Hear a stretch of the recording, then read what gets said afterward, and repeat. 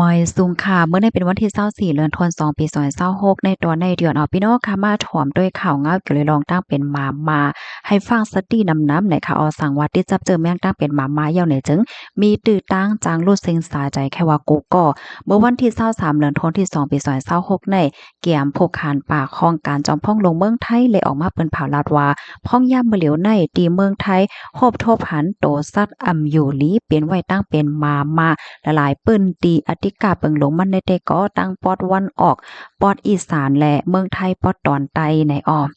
ในปี2026ในขณะครบทบหันว่ามีคนรู้สินสายใจย้อนก็ประวัติตั้งเป็นอันในกว่า1ก่อเหย้าดีเจตวนได้ย้องและครบทบหันเจอแมงหมาแพ้ในโตสัตว์ตั้งแต่วันที่1เดือนธันวาคมต่อถึงวันที่20เดือนธันวาคม2ปี2026ในมี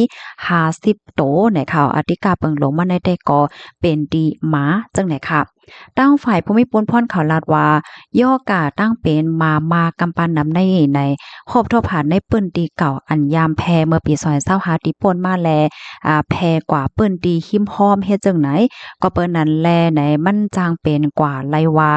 สัตว์ตีอันติดจับเจอแมงตั้งเป็นมาในค่ะนะมันเรียบเตแพเจอกว่าจู้โตสัตว์อันเลี้ยงไว้หิมห้อมเคิน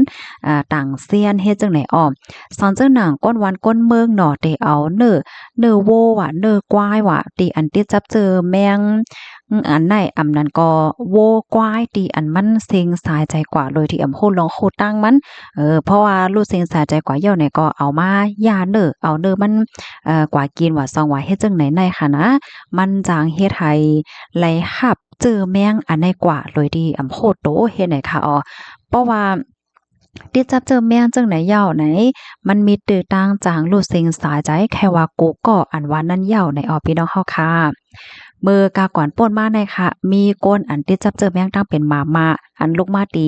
กินเนื้อสัตว์ตีอันอำอยู่ลีเหี่ยวก็รู้เซ็งสายใจกว่าโดยที่อำคู่หลวงโคต่างมันไหนก็เปิ้นนั้นแลขย้อนป่องแลงถึงปันพี่น้องก้นวานก้นเมืองว่าให้ไลฟังสติด้วยโตสัตว์อันเจ้าเก่าเลี้ยงไว้ค่ะเนาะอำว่าโวว่ากวายว่าสังว่าเฮ็ดจังไดสังคบโทบผ่านว่ามันอยู่หลีค่ะเนาะมันซึมมันเหงาน้ำลายไหลว่ะเหี่ยวก็ถึงตีล่มรู้เซ็งสาใจกว่าหั่งก้วยนั่นไหน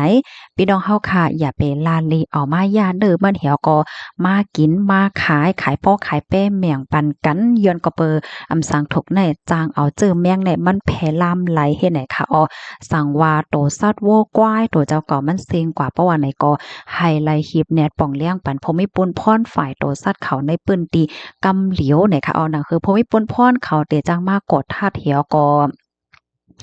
ลองหาตั้งค่ะเนาะว่าโตสัตว์อันใดมันเสี่ยงกว่าในเป็นย้อนเปอสังจึงหือเฮ็ดไหนค่ะกำในเฮาค่ะมาถ่อมแทงตอนหนึ่งค่ะตอนตาก้นที่อันถูกหญ้า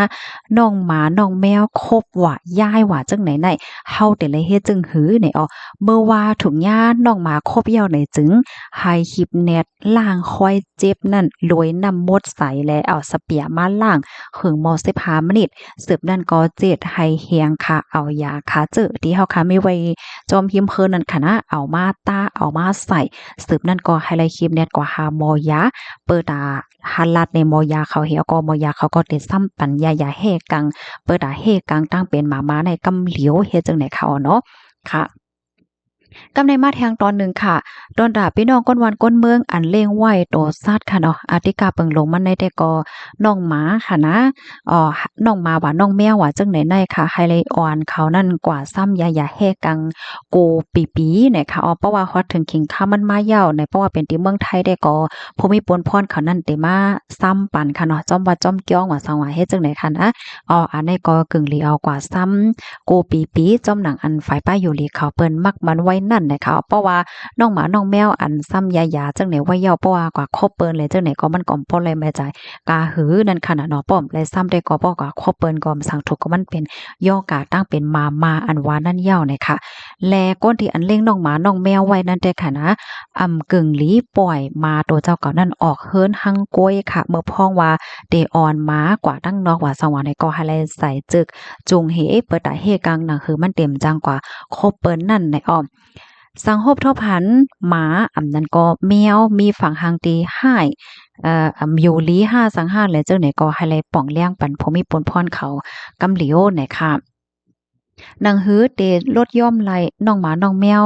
มาครบหนังหือเต็มย่ามาครบว่าสังว่าเฮ็ดจังได๋แน่ค่ะนะให้พี่น้องเฮาค่ะเขาไม่ไว้หาขอในเนี่ยค่ะว่าข้อที่1เนี่ยก็อย่าไปกว่าเก้าให้